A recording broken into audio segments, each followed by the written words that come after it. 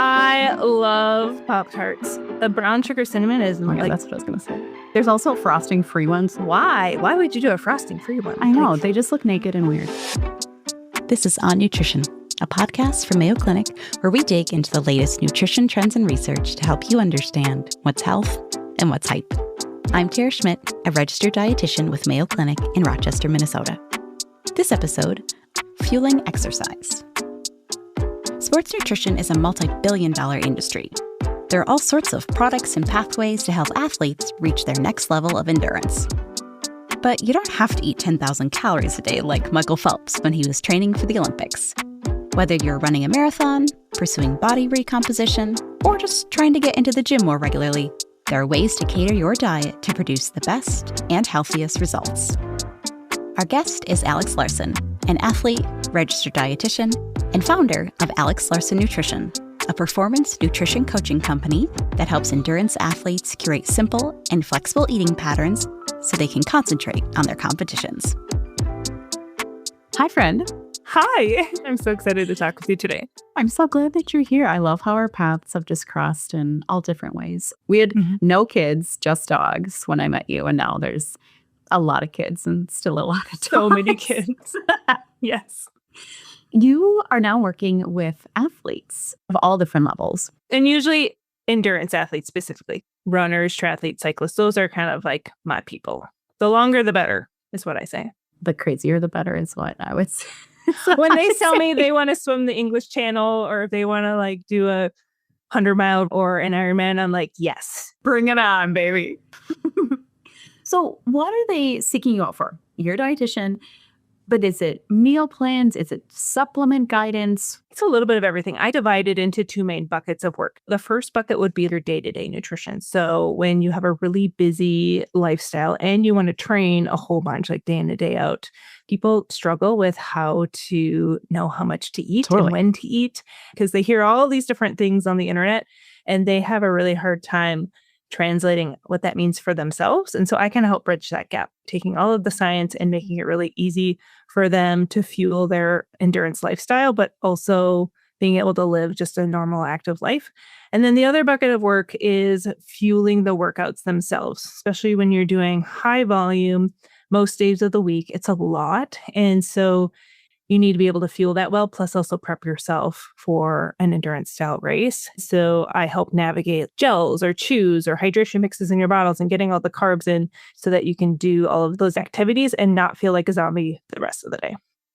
When does the general population need to start caring about nutrition specifically for exercise? How seriously does someone who works out 45 minutes a few times a week need to take nutrition compared to someone who's training for a marathon? Yeah. There's a point. I feel like if you are someone that recreationally likes to be active and you just have a goal of being more fit, that's just as important as someone who's running a marathon. So I have a very good friend, a couple months back, she sent me this message. She follows me on Instagram, even though she doesn't train for any events. And she's like, thank you for being so relentless with your messaging. I finally got around to adjusting my nutrition around my workouts. She would get up early and weightlift in her basement and then walk to work. And she said, all I did was add a bowl of cereal before my workout. Super simple, because she knew that she had to have a little bit of fresh carbs in herself after fasting all night while sleeping. And she's like, holy moly, I have so much more power in my weightlifting. I'm getting immensely stronger. And over the course of, I want to say it was almost 6 to 8 to 12 months, she lost a little bit of weight. Not a ton, probably 5 pounds on the scale. But I think body composition wise, she got a lot leaner just by adding a little bit of carbs before her workout, having better performance in that workout, and then having that post-workout recovery breakfast. Those little things, consistently doing them over time, made a huge difference for her. Just a bowl of cereal. And cereal can be demonized so much. People are like, oh, sugary cereal, that's bad for you. But no, at a certain point with your training, timing it out right, using it for what it can help benefit you. There's no good food or bad food, but let's use it for a specific purpose. And we also have to keep in mind, you and I see people of all different shapes and sizes and ages and stages of life and income levels. And guess what's pretty darn nutritious, but also really accessible? Cereal. And it doesn't go bad in a week like a bag of spinach. Or end up in the garbage. I used up my whole bag of spinach yesterday and I was so proud of myself. Like, I just dumped it all into soup. that's what I did. I put it into some soup. I was like, this goes back in my fridge. It's not coming out alive. Let's talk about different nutrient needs before and after a workout. So we know we have our macronutrients, of course, but we also have electrolytes. We have hydration. Do we need creatine? Can you give us sports nutrition 101? So before a workout, carbs are king. If you're going to take anything from this podcast, that's our body's preferred source of energy. It's a very quick source of energy. It's the first thing that gets digested and absorbed. And that energy is going to go into your workout and help you feel really great and have a really great performance. Typically, you want to have pretty easy to digest carbs. You don't want to be having some really fibrous, whole grain, heavy duty carbs. Fiber's great, but it's not really your friend a lot of times before a workout because it's just going to slow down digestion. Protein, a lot of people are like, oh, I'm going to do a workout. I'm going to have a protein shake beforehand. Save it for afterwards. After, you guys. After, don't have a protein shake before. You can certainly have some protein beforehand, but it's not really going to help performance. A little bit of protein beforehand, especially like early on in the morning, if you have been fasting all night long. For me personally, if I just have a whole bunch of carbs right away in the morning, I get kind of that blood sugar rush and I feel a little sick. So I will have a little bit of protein, but not a ton. And I try and keep it pretty low fat as well, because protein and fat will slow down digestion, just like fiber will. Hydration is very important. I find 16 to 24 ounces of water, around a half a liter, somewhere in there, is just nice to go into your workout not dehydrated, especially, again, if you're having an early morning workout. And if it's going to be longer than an hour, or if it's going to be very hot and humid, electrolytes are not a bad idea, especially if you find that you're kind of a salty sweater. When your sweat dries on your face, if you feel kind of gritty, like you feel that salt on there, or if when your clothes dry, you see those white salt stains, the crystals, that might be an indicator you're losing quite a bit of salt. So having some electrolytes even before the workout can help just make sure you're not losing too much during that workout and being behind the rest of the day, because you can kind of feel a little off if your electrolytes get wonky. If your workout is longer than 75 minutes, 90 minutes, I would try and have a little bit of carbs during that. If you're going even longer than that, you might need quite a bit more. And then post-workout, people hear about this golden window of time. I've heard of this, yes. Yes, there's like 45 minutes to an hour, this golden window where you have to refuel. And the reason why we call it this golden window is because our body is primed to start recovery. It will recover at the most efficient rate in the hour, hour and a half, 2 hours range, especially with carbohydrates. So our body stores carbohydrates in our muscle, a little bit in our liver, but mostly in our muscle as glycogen. We call it muscle glycogen. Think of it as like a battery. And in that hour window, our body will fill the battery the quickest pace, the most efficient. So if you are someone, especially an endurance athlete, that maybe you're doing a 2 a day, maybe you're working out in the morning and then again in the evening, maybe you're working out today, but you have a really big workout tomorrow. That hour window of reloading muscle glycogen stores, you might as well take advantage of that so that you can go into that next workout feeling really great. If maybe the next day is a rest day or just a light workout, not as huge of a deal to like reload those glycogen stores. It can be a little more lax, but something that I notice is if I don't get some fuel in after the workout in that 2-hour mark, I will start to feel really poorly. Like my energy levels will just tank. I'm like, oh, I feel awful right now. Shoot, I didn't refuel when I should have. I blame my kids. They got me distracted. So that post-workout snack or meal can really help you like energy-wise the rest of the day. It can set you up for success on the next workout. And the things that you want to look for are the carbohydrates. Like I say, you want to reload glycogen stores. And then once your muscles are fed, they're ready to rebuild and repair. So you want to have that protein in it. If you want to do a protein shake, you certainly can. You don't have to. You could just do real food. If it's a breakfast, you could do like scrambled eggs and a wrap with some cheese and on the go, like heading to work. You could do, I really love that Fairlife milk. That's a little bit higher protein. The chocolate milk is delicious. So if you're really not feeling like eating any solid foods, drinking some of that with maybe some applesauce or some fruit or a little bit of oatmeal. There's lots of things that you can mix and match. Just get yourself some nutrition. If you're not having a meal right away, have a snack. And then within 2 hours after a hard workout, try and have a meal. And rehydrate, of course. Like that should be always standard. Replenishing any fluid losses, electrolytes, especially if it was like a sweat fest of a workout, to really just set you up to feeling good the rest of the day. I feel like creatine is very trendy right now. It is having a moment. It is. It was cauliflower and now it's kind of cheese, and there's always going to be some trendy food. But I will say creatine is probably one of the most researched supplements on the market, like decades of research. Yes. You can get creatine through your diet alone, but it's usually not enough. So doing a supplement can offer many benefits. It's a very safe supplement as long as you're taking the recommended dose. Usually they say 3 to 5 grams of creatine a day. It's not just performance and recovery benefits and muscle gain benefits, but also they're seeing improvements cognitively as well with memory. There was one study where they saw it improved symptoms of depression. I think for women, they're afraid that it's going to cause them to bulk up like Arnold Schwarzenegger. That's not true. I actually started taking creatine July of 2024. And the first few weeks that I would take it, I would drink it after a workout. And I would envision in my head, I was going to wake up the next morning just like swole, like this bodybuilder. And it hasn't happened yet. So I don't know why I thought that. It just was this association with creatine. That's not true. You have to do a massive amount of strength training and adjust your nutrition and be in that calorie surplus basically to build all of that muscle. So I'm team creatine personally. I think for especially women, because we tend to have lower creatine stores than men do, I think that we can get even more benefit out of women because that muscle mass as we age is so important. And then for plant-based athletes or anyone that eats more vegetarian, vegan diets, your creatine levels are going to be much lower because you're not getting any through meat sources.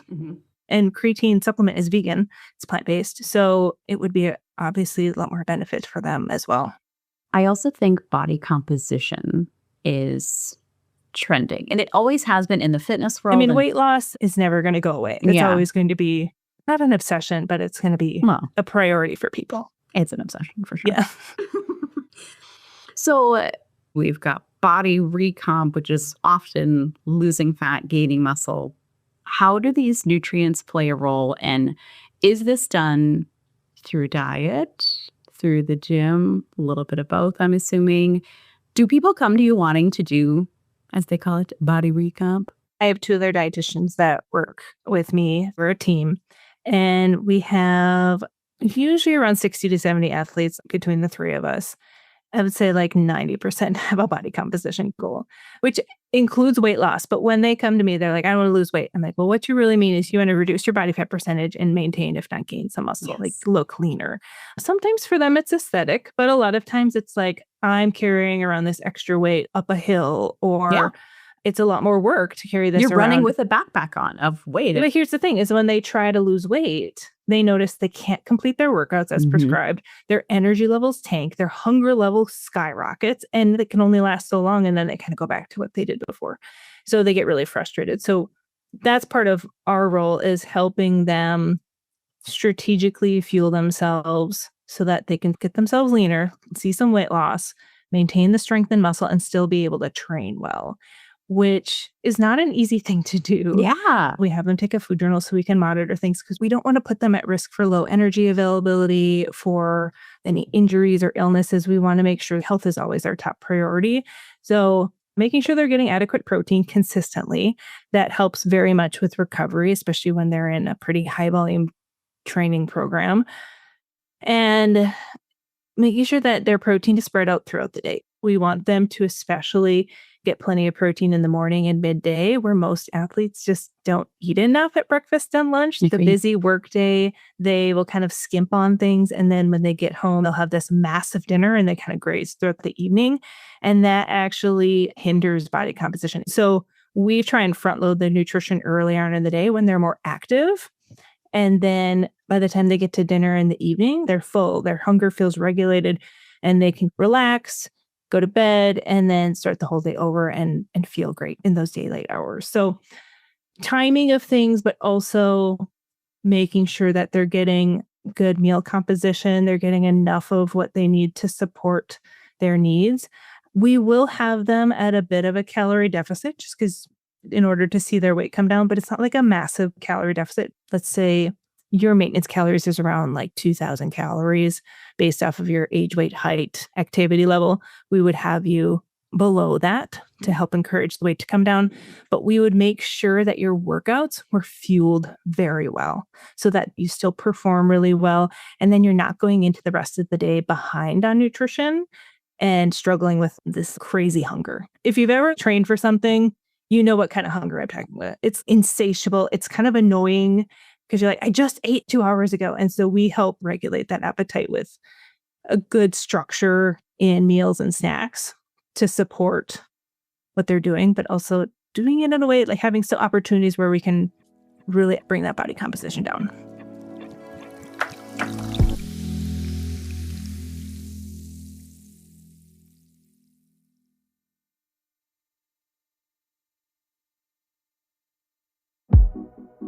When it comes to fueling before a workout, remember, carbs are king.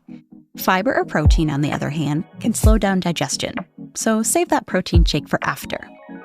Make sure to hydrate, possibly with electrolytes before, especially if you're a salty sweater.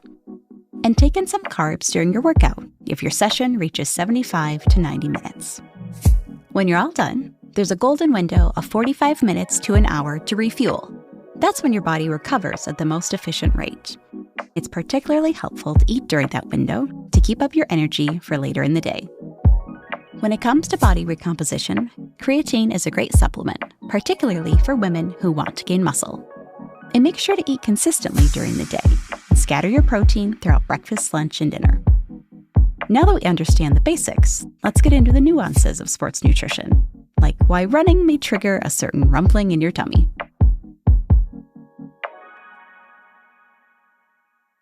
There are a lot of trendy phrases out there, especially related to sports nutrition and exercise, etc.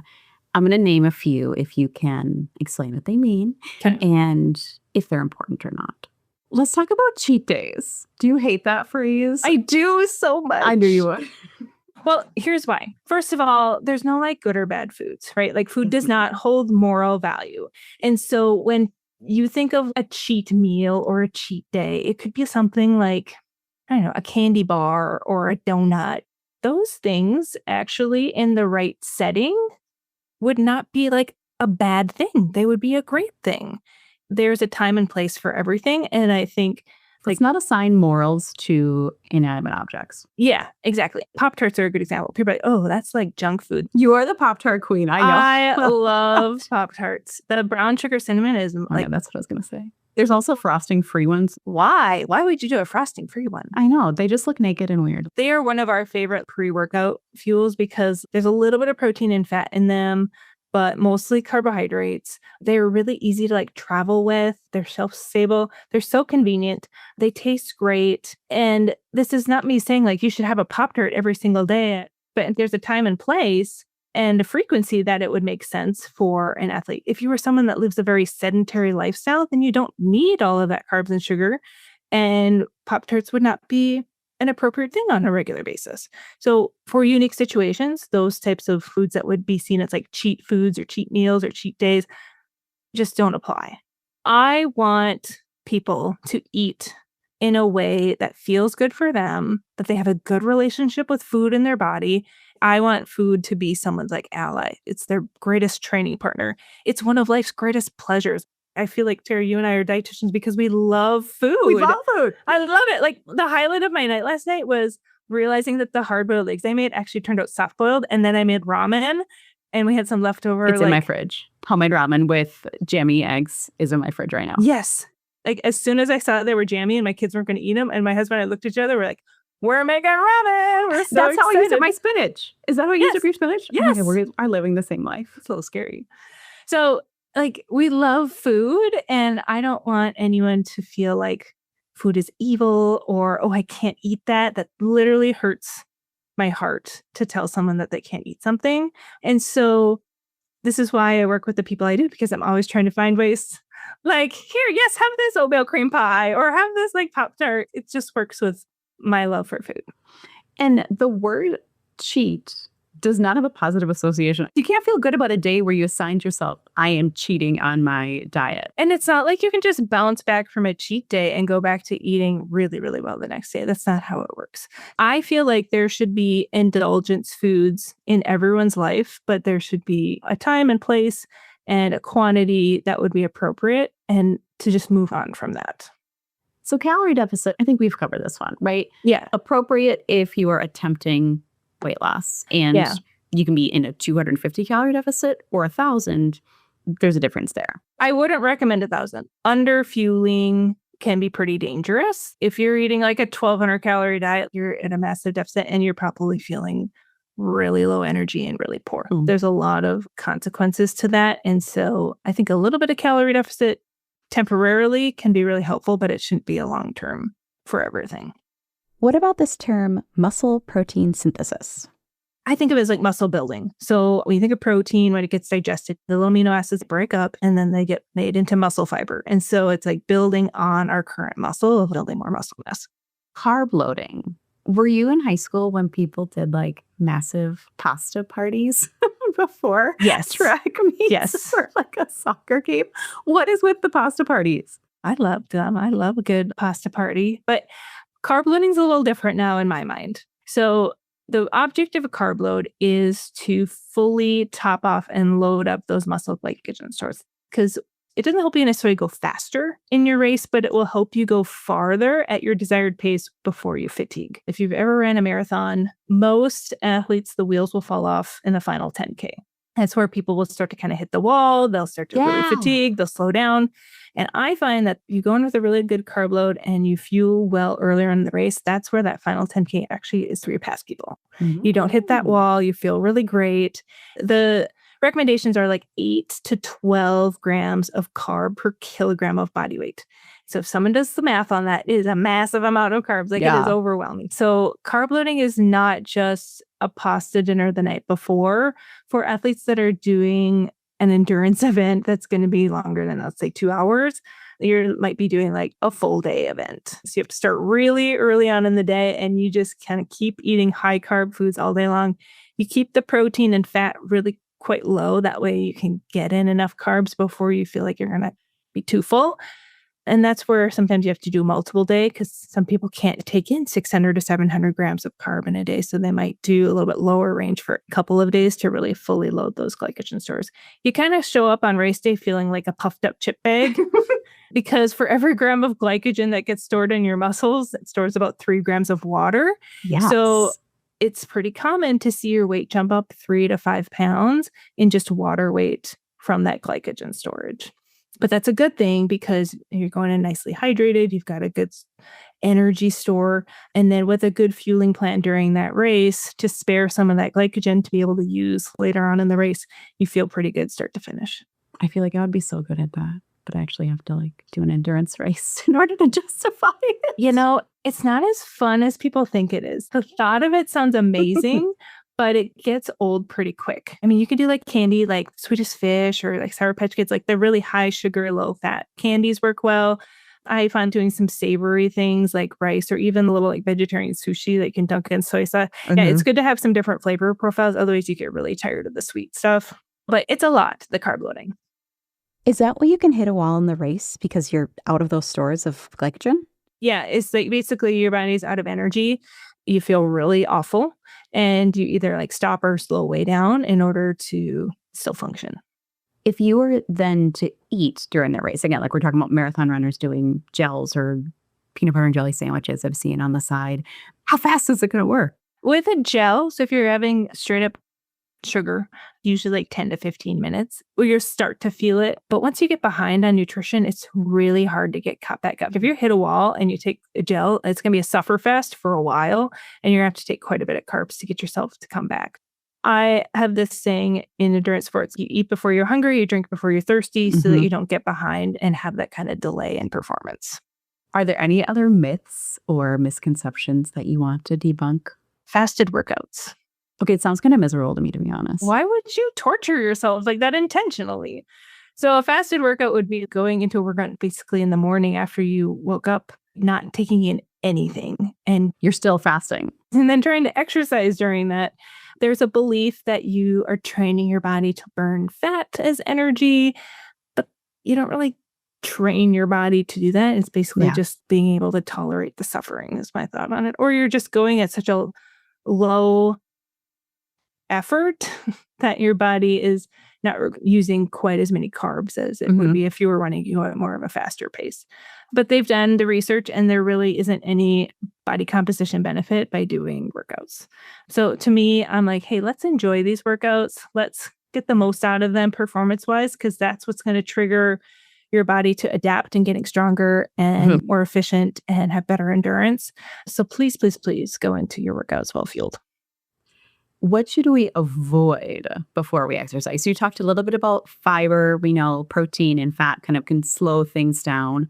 But what about, like, I have to poop. I'm running and I've only been on the treadmill for 5 minutes. Is this gravity? What's happening? Okay, well, you're going to love this. The pelvic floor PT once used this saying. She said, motion is lotion, Alex. And I was like, oh my God. Gross. Oh my God. I mean, if you think about it, when we have clients or patients that are constipated, what do we tell them? Go for a walk. Get moving. Get moving. So a couple things that you can do, though every individual athlete is a little bit different in what's triggering this. So I'm just going to give some of the more common ones. One is, especially before a race, we will have our athletes, when they're carb loading, try and do a very low fiber diet to help reduce This is where the candy comes in, right? Like Swedish fish. fecal bulk. We want to reduce that. I also find timing of things, like if you are going to go out for a long run and you're going to have a little pre-run meal, I try and have at least an hour before I start the run, because sometimes when you eat, it kind of triggers your body like, oh, we got to move things along and make room for this new food. And so that allows some time for you to go take care of business and then start your run. Dehydration would be another one that can cause GI issues to happen pretty quickly. So make sure that you're staying hydrated enough. If you're having pelvic floor issues, go and see a pelvic floor therapist. They actually do wonders if you're really not able to like hold it in. That's actually not normal. Yeah. And there apparently are some people out there that can like poop on command. So they just go to the bathroom before a workout. I'm like, how does that? No. What? No. I didn't even know that was a thing. Oh, gosh. Days notice, please. Okay. Don't stress me. Right. So those are some of the main culprits. But in some of my sports nutrition books, there's entire chapters of GI issues with endurance athletes because it's so common. It's like 80 to 90% of endurance athletes have had issues with GI. So if you're dealing with it, you're not alone. I mean, I think every runner has some god-awful poop story that's happened. It's just like, you're part of the club. And I will say the more fit you get, usually the less occurrence there is. And also heat will increase the likelihood of it too. Like as we get to warmer weather, the GI issues just kind of start to happen. Like in the winter, you never hear about anyone having Interesting. And I don't know if it's like a evacuation response that the body has when it gets a little overheated or still a little unsure, but the heat definitely makes things worse. So gotta be mindful of that. For me, when I used to do triathlons, if I traveled for a race, the evening before the race, I would go on what it called the colon cleanse run. I'd go for like a 2-3 mile jog. And that was all I needed to like go to the bathroom. And then I felt a lot better in the morning about not having any issues during the race. Wow. What's your take on sports drinks, powders, shakes? What are they adding that we can't get from regular food and water? Electrolytes, I'm assuming, is going to be one. We've got protein, which you can get, but sometimes you need it to reach your goal. I'm team protein powder for sure. No more than 1 scoop a day. Like if you're doing like multiple protein shakes a day, then I'm like, okay, let's get you some food. Yeah. Like if you're replacing your meals with protein shakes, that's not a good thing. Mm-hmm. It's supposed to just supplement your diet. So if you find you're struggling to meet your protein needs, especially with your schedule, it's a very convenient, easy option. It tastes great usually if you find one that you really love. And I'm okay with that. But then like electrolytes, I think are great. I think we're getting a little crazy with the sodium. There's some products that are really high in salt and people are drinking like multiple of them a day. And I'm like, this might be overkill. Let's look at your diet, see how much salt you're getting through your diet. Yeah. And then let's see how much you're sweating and how much you're losing in salt in your workouts. And then figure out, do you actually need all of this salt? Have you seen this quote natural pre-workout, which is a tablespoon of honey, and a pinch of salt, which I'm assuming is like, okay, well, there's your carbohydrates and there's your sodium. Mm-hmm. And I mean, anything with carbs and a little salt beforehand, like you just do toast and some jam and a little peanut butter, and you could call that nature's pre-workout. Even like coffee is good, a little caffeine boost. A lot of those pre-workout powders are just caffeine and some other things added to them. Honestly, you can make anything work. You don't have to call it nature's pre-workout. You can just call it food and good fueling practices. I know there's not perfect math or, of course, research on this, but how do you feel about the saying weight loss is 80% diet, 20% exercise? What would be your math or breakdown of that? Oh gosh, I don't even know if I could make a mathematical breakdown of it, because with body composition and weight loss, it's multifaceted, right? There's lots of different things that contribute to our body composition and our weight. It's not just what we eat and how we exercise. Sleep and stress should also be a part of the equation. Agree. Hormones should be a part of the equation. I don't really care for the eat less, exercise more phrase that you hear from everyone. I think it's way oversimplified, and it completely agree. Just leads people to eating as little as possible and trying to exercise as much as possible and then feeling awful. Which doesn't make any sense. And then wondering why they're not losing weight or why they're gaining weight. So to me, I find that weight loss and body composition for the athlete community has to be an individualized process.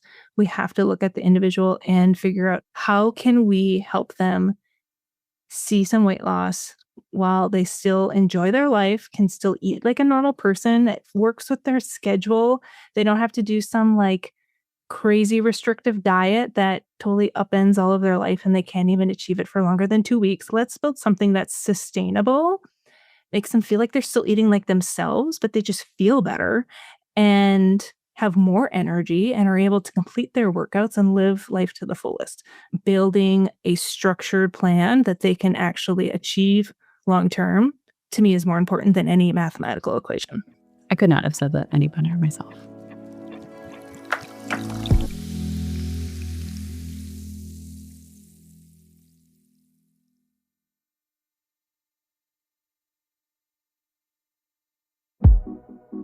Carb loading is more than just eating a lot of pasta the night before a marathon.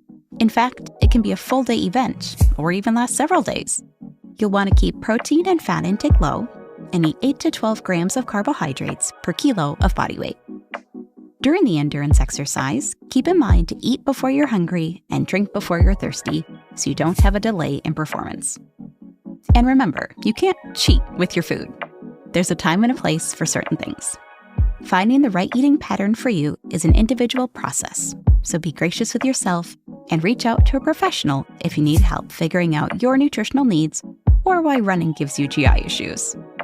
Now let's talk about the risks of eating like an athlete and what to do when you hit a plateau. If someone's already pretty careful about how and what they're eating, do you care about when? Are you into intermittent fasting? I'm more so hearing that you're having your clients eat more and eat more often. So does intermittent fasting just confuse that window? Okay, so I call intermittent fasting randomized starving because I just don't understand it. I'm like, why would you do that? Why would you intentionally starve yourself? And for an endurance athlete community where eating disorders and disordered eating is very prevalent and a huge problem, yes, I feel like intermittent fasting is society approving a way for them to starve themselves. And it could be triggering. Yeah. Because I have had a couple conversations with athletes over the years where they like bragged to me how many hours they fasted. And I was like, this is not healthy. And I told them, I cannot work with you. I think you need to talk with someone that is experienced with eating disorders. Wow. And she was like very offended, this one in particular. I'm like, I'm so sorry, but I think this is something that is beyond my scope and expertise. And then it was like 6-7 months later that she messaged me and she said, thank you so much for this. Wow. She called it a slap in the face. I didn't realize how harmful this was to myself, and I've really been working on it, and I'm working with someone, and I'm in such a better place, and I was just so happy for her. So that intermittent fasting, like that's one of my number one reasons why I don't like it, is because it promotes that restrictive eating style. It's not great for people's relationship with food, but especially for someone that wants to be really active, it doesn't really support that lifestyle. Sure. And I think for someone that's very sedentary, has no interest whatsoever in exercising, I think that intermittent fasting, based on the research, can be helpful for weight loss, but it's not for everyone. It's definitely not for someone that wants to exercise on a regular basis. Do you feel the same about weighing food? When do we cross into potential disordered eating? I don't have our athletes weigh their food. We use a food journal as part of our process. I find that the food journal can be a very nice learning tool for people because they can visually see how they're eating. And we can look back on things like, oh, I felt really poorly in this workout. I'm like, oh, let's look back at your journal and see where maybe we went wrong and what we can do moving forward. So it's a nice learning tool. And the more that I know about how they're eating, the better personalized feedback and advice I can provide. But if they're like weighing out everything all the time, that's a little work. Yeah. And I feel like it can lead to some obsessive tendencies.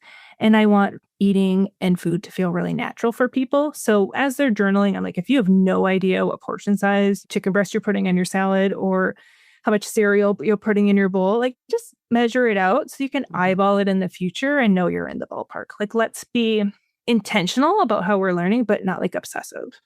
And I've heard horror stories of some people that worked with like nutrition coaches that they were like, I had to bring a scale to a wedding and weigh out my food at a wedding. And I was like, I'm dying "What? inside right now. What?" I was like, never. No. That is such horrible advice.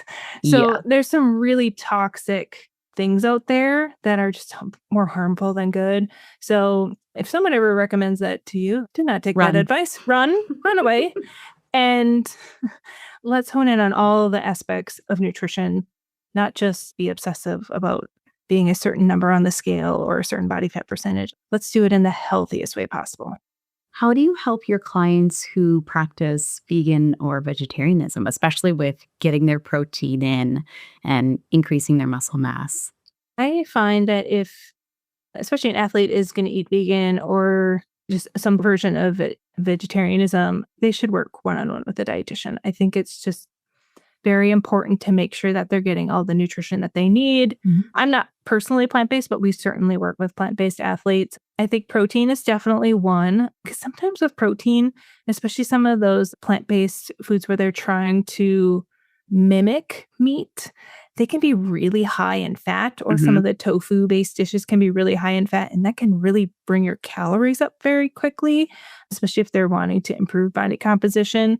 That can be a little challenging. So we have to be really diverse with the protein sources, like make sure they're getting some protein through legumes and beans, maybe some tofu, like soy-based stuff.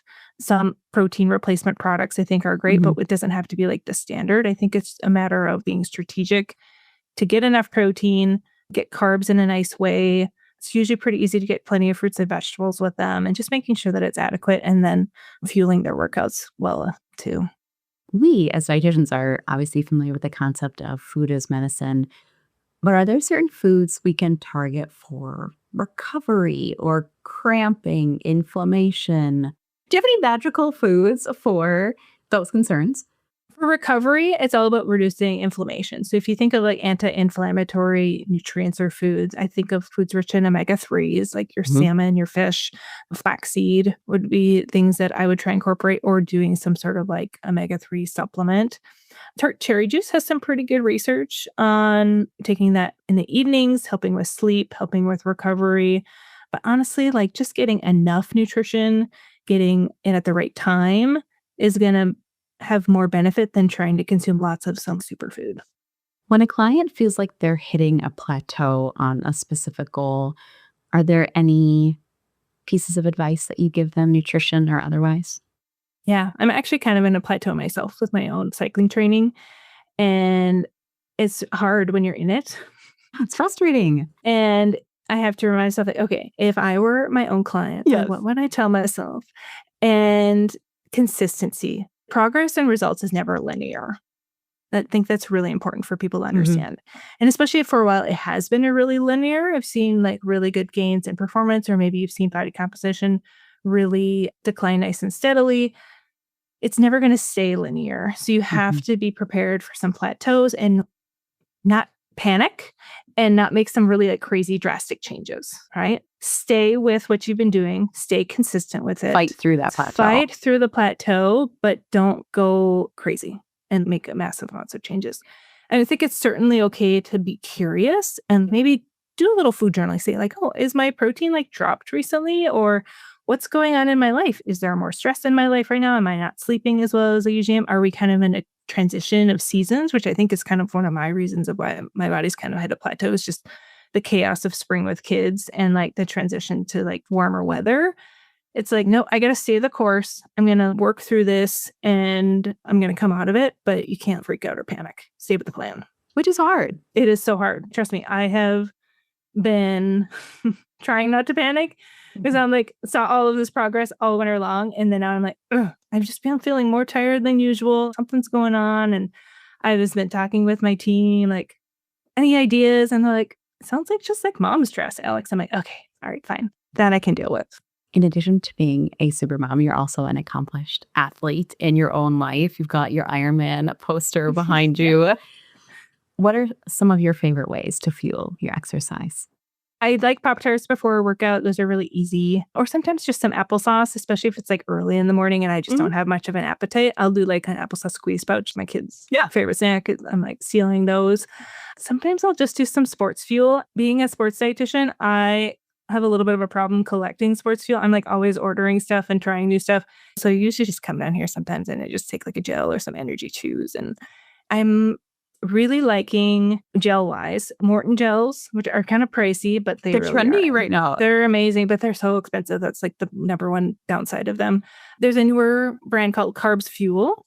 They have 50 grams of carb per gel. It's a lot, but they're like $2 a gel. They're a bargain. Precision Hydration, I like their products too. I like Scratch Labs hydration mixes in my bottles on the bike. I don't like have one brand that I love over the other. I kind of like a lot of different products. Alex, thank you so much for sharing all of your impeccable knowledge. I feel real motivated, one, to eat Pop-Tarts, but also to exercise. I'll have to earn my Pop-Tarts before I just go buy a box, but with frosting, please. Thank you for your time today, Alex. You are an awesome dietitian and friend and triathlete and mom. Thank you.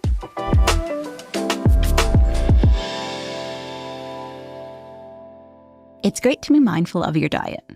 Just make sure to choose regimens that work for you and not ones that might trigger unhealthy relationships with food. A food journal can help you see patterns in how your diet affects your energy and workout goals. The same thing applies when it comes to plateauing. Keep a healthy mindset, be patient with yourself, and think of what might have changed recently. Have you had more stress than usual, or a different diet or sleep patterns? Remember, progress is never linear. You can always get back on that track, bike, or row machine tomorrow.